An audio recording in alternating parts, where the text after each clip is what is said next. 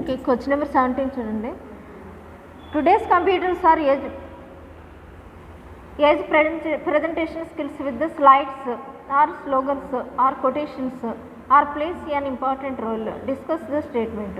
మరి ఈరోజు computer age, మన ఏజ్ని ఏమంటాం, కంప్యూటర్ ఏజ్ ప్రజెంటేషన్ అని అంటాం. అంటే ఏదైనా కంప్యూటర్లో మనం చెప్పేస్తూ ఉంటాం అన్నమాట. కంప్యూటర్లో చూసి అంటే యూజ్ చేసుకోవడం అనేది యూజ్ చేసుకుంటున్నాం కనుక మనది కంప్యూటర్ ఏజ్ అయింది. ఏ ప్రజెంటేషన్ అయినా మనం ఏ విధంగా ఇస్తామంటే స్లైడ్ షోస్, లేకపోతే ఏవైనా స్లోగన్స్, లేకపోతే కొటేషన్స్ రూపంలో ఇవ్వడం అనేది జరుగుతుంది. అయితే ఇవన్నీ కూడా మనకి ఒక ఇంపార్టెంట్ రోల్ని ప్రజెంట్ చేస్తూ ఉన్నాయి. డిస్కస్ ద స్టేట్మెంట్, ఈ స్టేట్మెంట్ని డిస్కస్ చేయమని చెప్పి అంటున్నారు అన్నమాట. ఆన్సర్ చూడండి. The statement today's computer age presentation skills with slides, slogans or quotations play an important role, highlights the significance of the visual aids and concise message and the use of quotes in modern presentation facilitated by computer technology. అయితే ఈరోజు మనం ఎలా ఉపయోగిస్తున్నాం అంటే computer presentation స్కిల్స్ని already వాళ్ళు చెప్పున్నారు. ఏంటి, slides రూపంలో, slogans రూపంలో, లేకపోతే ఏమైనా కామెంట్స్ రూపంలో, లేకపోతే కొటేషన్స్ రూపంలో దేన్నైనా మనం హైలైట్ చేయడానికి ఉపయోగిస్తూ ఉంటాం. దాన్ని హైలైట్ చేయడానికి మనం ఉపయోగించేవి ఏంటి అంటే విజువల్ ఎయిడ్స్ అన్నమాట. అంటే దృశ్య ఉపకరణాలని విజువల్ ఎయిడ్స్ అని అంటాం. వాటిని ఉపయోగించడం అనేది జరుగుతుంది. అలాగే ఏదైనా బ్రీఫ్గా చెప్పాలి అంటే, కన్సైజ్గా చిన్నగా చెప్పాలనుకున్నా, లేకపోతే ఏదైనా మెసేజ్ని ఇవ్వాలనుకున్నా మనం ఏం చేస్తామంటే ఒక కొటేషన్ తయారు చేసి ఆ కొటేషన్ ద్వారా చెప్తామంట. అంటే ఒక పెద్ద విషయాన్ని చెప్పే కన్నా కొటేషన్ రూపంలో చెప్తే బాగా అర్థమవుతుందని కొటేషన్ రూపంలో చెప్తూ ఉంటారు. ఈ విధంగా మనకి బోల్డ్ రకాలుగా కంప్యూటర్ టెక్నాలజీని మనం యూజ్ చేస్తూ ఉన్నాం అన్నమాట. అందులో ఫస్ట్ వన్ ఏంటంటే slides and visual AIDS. Slides కానీ విజువల్ ఎయిడ్స్ కానీ. స్లైడ్స్ అంటే మీకు ఆల్రెడీ తెలుసు, మనకి పవర్ పాయింట్ ప్రజెంటేషన్లో అది స్లైడ్ షో ఉంటూ ఉంటుంది. దాని తర్వాత ఒక సీక్వెన్స్లో పెట్టేసి చేస్తే మనకి దానికి ఒక మ్యాటర్ అనేది వస్తూ ఉంటుంది. అది స్లైడ్స్ కానీ లేకపోతే విజువల్ ఎయిడ్స్ అంటే దృశ్య ఉపకరణాలు కానీ ఈ విధంగా ఉపయోగిస్తాం. In the computer age presentations have involved beyond the traditional oral communication. అంటే ట్రెడిషనల్ అంటే సాంప్రదాయబద్ధంగా ఉండేటటువంటి టీచింగ్ ఏంటంటే ఓరల్ కమ్యూనికేషన్, అంటే నోటితో చెప్పడం ఒకటే కమ్యూనికేషను. కంప్యూటర్ కానీ ఏమీ లేవు, లేకపోతే పవర్ పాయింట్ ప్రజెంటేషన్ లేవు, లేకపోతే స్లైడ్ షోలు లేవు, ఇంకా ఏ విధమైనటువంటి కంప్యూటర్ టెక్నాలజీ లేనప్పుడు ఓన్లీ నోటితో మాత్రమే చెప్పేవారు. అది ఓరల్ కమ్యూనికేషన్లో చెప్పేటటువంటిది. అది ట్రెడిషనల్ వే అన్నమాట, సాంప్రదాయబద్ధంగా. ఇప్పుడైతే ఈ ప్రజెంటేషన్ స్కిల్స్లో మనకి బోల్డ్ అన్ని రకాలైనటువంటి స్కిల్స్ వచ్చినాయి. అవి ఏంటి, మొట్టమొదటిది స్లైడ్స్, నెక్స్ట్ విజువల్ ఎయిడ్స్. ఈ రెండు కూడా పవర్ఫుల్ అయినటువంటి టూల్స్. అంటే టూల్స్ అంటే మనకి ఉపకరణాలకు పరికరాలని చెప్పి చెప్తూ ఉంటాము. That enhances the effectiveness of the presentations.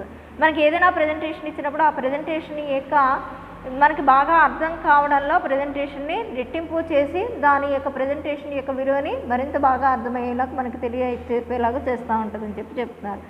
Visual elements help convey complex information in a simplified and easily digestible format. అయితే విజువల్ ఎలిమెంట్స్ ఏవైతే ఉన్నాయో అవి కాంప్లెక్స్ అయినటువంటి ఇన్ఫర్మేషన్, అంటే కష్టమైనటువంటి ఏ ఇన్ఫర్మేషన్ అయినా సరే సింప్లిఫై చేసేసి తేలిగ్గా అర్థమయ్యేలా చేసేటటువంటివి. అలాగే మనకి తేలిగ్గా అవి అర్థం చేసుకునేటటువంటి పరిస్థితి వస్తూ ఉంటుంది అన్నమాట. అలాంటి ఫార్మాట్లో తయారు చేయడం అనేది జరుగుతుంది.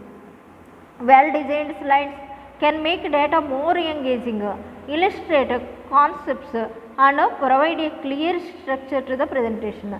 అయితే బాగా డిజైన్ చేసినటువంటి స్లైడ్స్ ఏవైతే ఉన్నాయో అవి డేటాని మోర్ ఎంగేజింగ్గా చేయడం అనేది చేస్తూ ఉంటాయి. అంటే మనకి ఉండేటటువంటి ఏదైతే మనకి ఇచ్చేటటువంటి డేటా ఏదైతే ఉందో, ఏం ప్రజెంట్ చేయాలనుకుంటున్నామో దాన్ని అందంగా స్లైడ్స్లో చెప్తే ఓహో ఇది ఇలా ఉంటుందని మనకి బాగా అర్థం అవడం అనేది జరుగుతుంది. అలాగే ఒక టాపిక్ని బాగా వర్ణించి చెప్పాలి, ఇలిస్ట్రేట్ చేయాలి, అప్పుడు కూడా అంతే. అయితే క్లియర్ అయినటువంటి స్ట్రక్చరు ప్రజెంటేషన్ మనకు బాగా అర్థమయ్యేలాగా చేసేటటువంటివి ఇలా వెల్గా బాగా డిజైన్ చేస్తుంటే కనుక ఎవరికైనా బాగా అర్థమవుతుందని చెప్పి చెప్తున్నారు.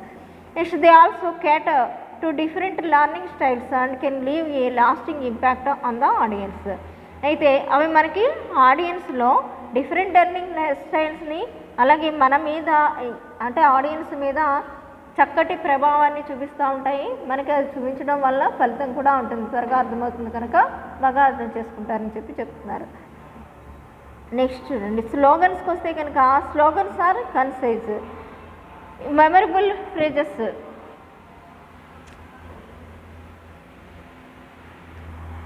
Slogans are concise, memorable phrases are valuable for the encapsulating the core message or theme of a presentation. మరి కొన్నిసార్లు మనము స్లోగన్స్ కానీ లేకపోతే ఏమైనా చిన్నగా కన్సైజ్గా చెప్పేటటువంటి విషయాలను కానీ కన్సైజ్గా చెప్పేటటువంటిది చెప్తూ ఉంటారు అన్నమాట. ఏదో చెప్తూ ఉంటారు స్లోగన్. సత్యమేవ జయతే, ఇది ఎవరి స్లోగను? గాంధీ గారి యొక్క స్లోగను సత్యమేవ జయతే. అలా స్లోగన్స్ చెప్పడం కానీ కొంచెమే ఒకే 2 వర్డ్స్లో చెప్పినప్పటికీ కూడా కన్సైజ్గా చెప్పినప్పుడు కూడా మనకు బాగా అర్థమయ్యేటటువంటి స్లోగన్ అన్నమాట. ఆ విధంగా స్లోగన్స్ అనేవి తయారు చేయడం, వాటిని మెమరబుల్ ఫ్రేజెస్తో అంటే గుర్తుంచుకోవడానికి వీలైనటువంటి పదాలతో తయారు చేసేటప్పుడు అంటే సులువుగా మనం అర్థం చేసుకుంటాం కాబట్టి అలాంటి పదాలతో తయారు చేసేటప్పుడు. అలాగే మనకి valuable for encapsulating the core message or the theme of you presentation.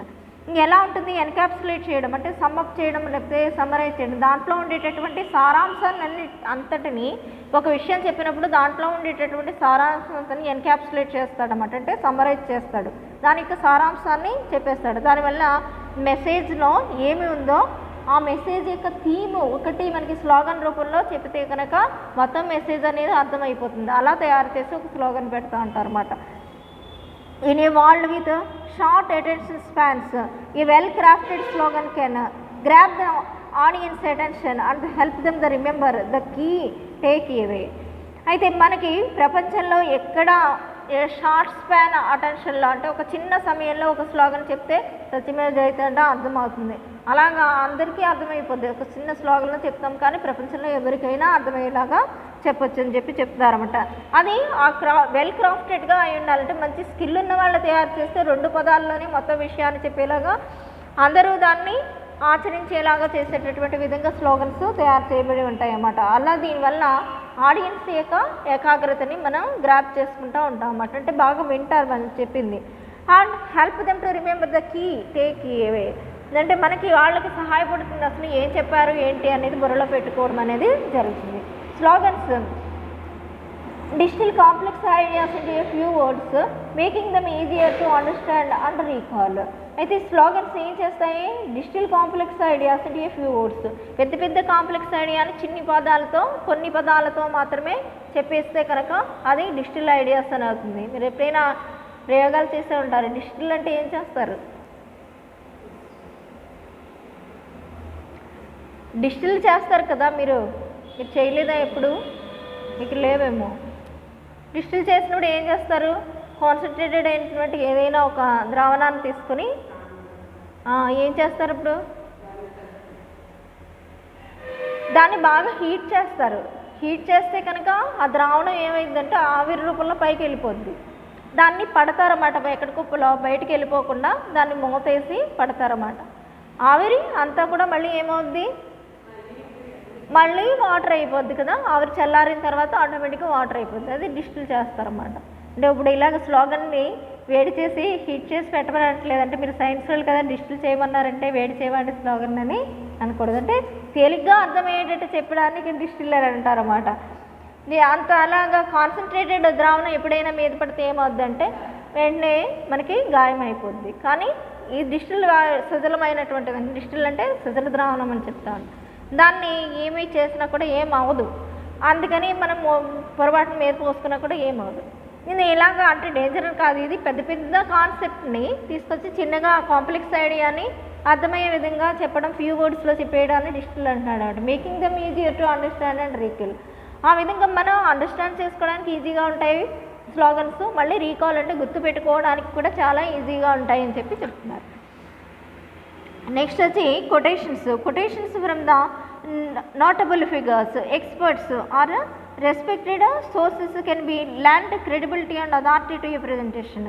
మరి ఎప్పుడైనా ఒక రెస్పెక్టబుల్ పర్సన్స్ ఎవరైతే ఉంటారో, నోబుల్ పర్సన్స్ అంటే అందరినీ ఉన్నతమైనటువంటి వ్యక్తులు ఎవరైతే ఉంటారో, ఎక్స్పర్ట్స్ కానీ లేకపోతే ఏదైనా ఒక గ్రంథం నుంచో లేకపోతే ఫలానా వాళ్ళు రాసినటువంటి బుక్ నుంచో తీసుకున్నటువంటి కొటేషన్స్ ఏవైతే ఉంటాయో అవి అధికారికంగా ప్రకటించబడి వాటి మీదకి ఒక విధమైనటువంటి విలువని కలిగి ఉండడం అనేది జరుగుతుంది. అందుకని వాళ్ళు చెప్పారు కనుక అది నిజమే అయి ఉంటుందని చెప్పి అనుకుంటాం ఆ కొటేషన్ చూస్తే. When appropriately used quotes can support the presenter's argument and provide an emotional connection or reinforce a particular viewpoint. మరి సరైనటువంటి ఒక కొటేషన్ యూజ్ చేస్తామనుకోండి, ఆ కొటేషన్ యూజ్ చేసేటప్పుడు నాకుగా నేనేం చెప్పేయట్లేదు, ఫలానా ఎక్స్పర్ట్లు చెప్పారు లేకపోతే ఫలానా నోబెల్ పర్సన్ చెప్పారు దీన్ని అని చెప్పి నేను ఆ కొటేషన్ చెప్తానన్నమాట. ఓ లెసన్ చెప్పేశాక ఫలానా వాళ్ళ కొటేషన్స్ అని చెప్పి చెప్పడం అనేది జరుగుతూ ఉంటుంది. అంటే నేను సొంతం ఏమి చెప్పట్లేదు, లెసన్లో ఫలానా గొప్ప వ్యక్తుల యొక్క కొటేషన్స్ ఇవన్నీ చెప్పడం అంటే. మీరు ఏం చేస్తారు, మీకు నమ్మకం కలుగుద్ది, ఓహో ఇది ఫలానా ఆయన చెప్పారా లేకపోతే ఫలానా బుక్లో తీసుకున్నారా అని చెప్పి. దానివల్ల అధికారికంగా నేను అనౌన్స్ చేసినట్టు అవుతుంది, కానీ నా సొంత భాష్యాన్ని చెప్పినట్టు కాదు. అందుకని అలా కూడా మన యొక్క కొటేషన్స్ని బాగా అర్థం చేసుకోవడానికి ఉపయోగపడతాయి. When appropriately used course can support the presenters argument and provide an emotional connection to reinforce A particular view point. Okay, మనకి ఏదైతే సరిగ్గా యూజ్ చేసినటువంటి ఈ కొటేషన్ ఏదైతే ఉంటుందో ప్రెజెంటర్ యొక్క ఆర్గ్యుమెంట్ని బలపరుస్తూ ఉంటుంది, అలాగే ఎమోషనల్గా అంటే భావోద్వేగాల పరంగా ఒక కనెక్షన్ ఏర్పరుస్తూ ఉంటుంది, అలాగే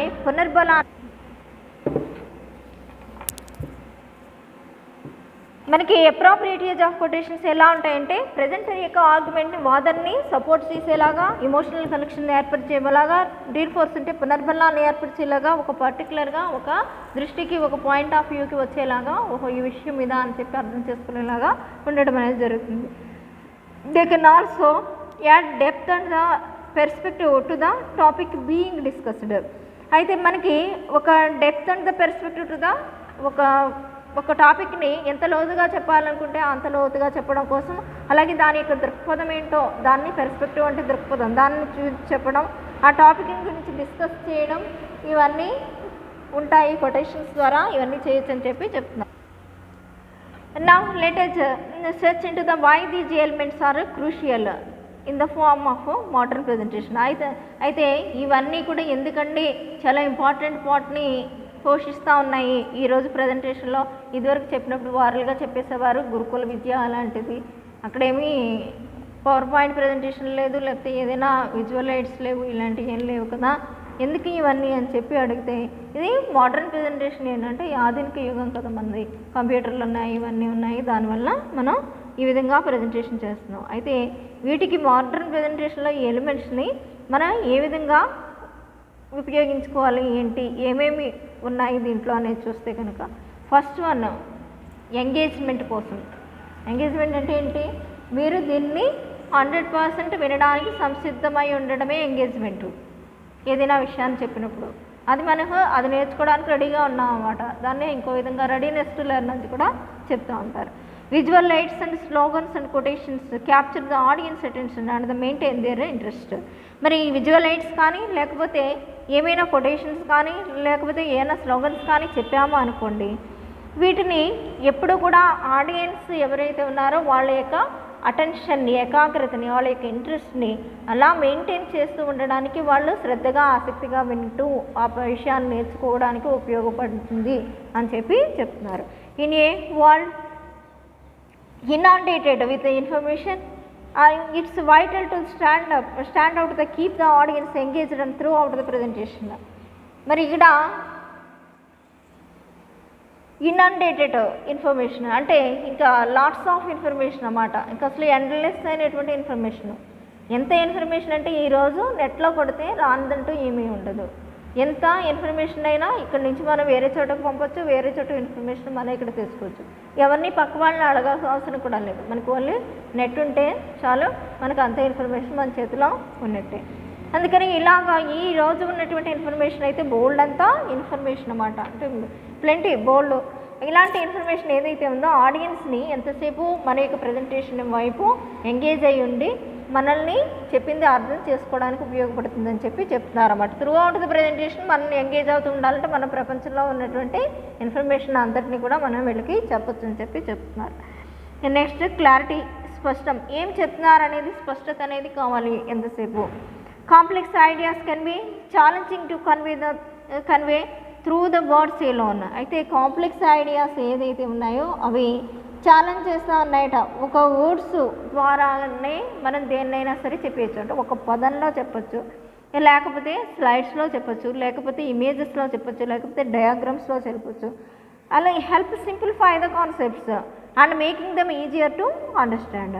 మరి ఇవన్నీ దేనికి ఉపయోగపడతాయి? మనం చెప్పేటటువంటి విషయాన్ని స్లైడ్స్ రూపంలో, కొటేషన్స్ రూపంలో, విజువల్ ఎయిడ్స్ రూపంలో, లేకపోతే ఒక బొమ్మలు డయాగ్రామ్స్ రూపంలో ఇవన్నీ చెప్తే మనకు చెప్పేటటువంటి కాన్సెప్ట్ని సింప్లిఫై చేసి చెప్తున్నాము. అంటే సరళంగా ఉంటుంది, మనం దాన్ని నేర్చుకోవడానికి అర్థమవుతుంది. Making them easier to understand. ఎంతసేపు వాళ్ళకి అర్థమయ్యే విధంగా చెప్పడమే, ఏమి యూజ్ చేసినా కూడా మనం.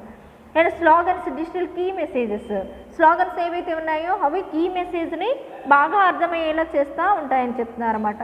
Reducing ambiguity. Okay, the reducing ambiguity and the ensuring that the main points are understood.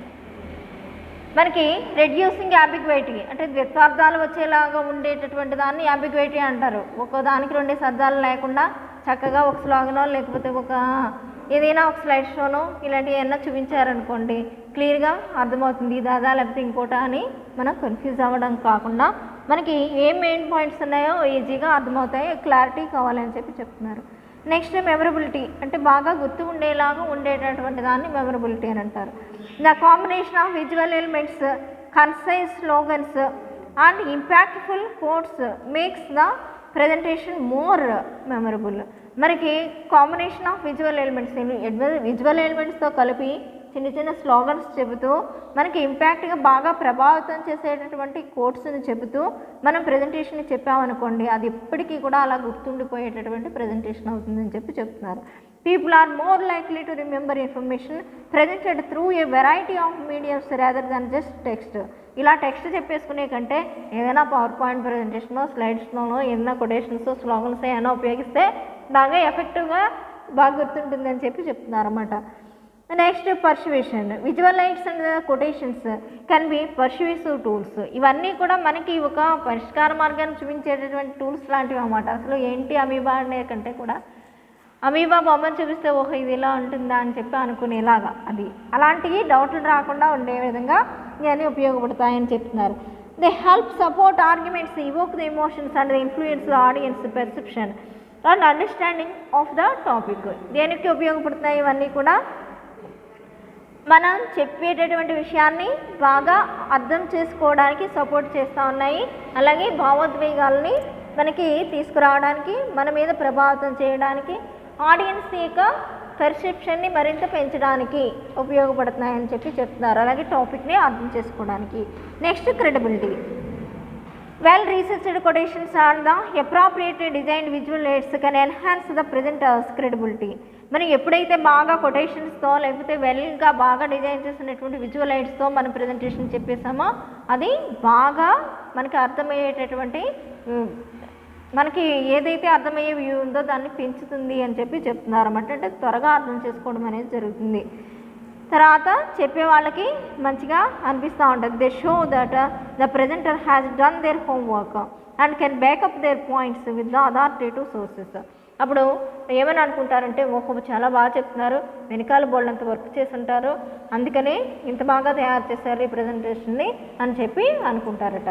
అందుకని మనకి ఎప్పుడు కూడా అథారిటేటివ్ సోర్సెస్ నుంచి వచ్చినది ఏదైనా పాయింట్స్ చెప్తే కనుక మనకి అది బాగా అధికారికంగా వచ్చినటువంటి పాయింట్స్ లాగా వాళ్ళకి గుర్తుంటాయని చెప్పి చెప్తున్నారు అన్నమాట.